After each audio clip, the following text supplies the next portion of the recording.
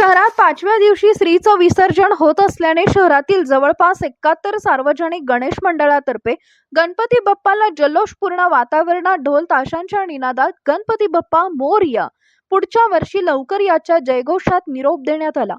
यावेळी प्रचंड पोलिसांच्या फौजफाट्यासह जवानांच्या तुकड्यांनी मोठ्या कसरतीनं मोर्चा सांभाळल्याने मिरवणूक शांततेत पार पडली। मात्र काही मंडळांनी मिरवणुकीची मर्यादा ओलांडल्याने पोलीस तक्रारीला सामोरं जावं लागल्याचं समजतंय। यंदा 15 फुटांपेक्षा जास्त उंचीच्या मूर्ती असल्याने कसरतीनं आगेकूच करावी लागली।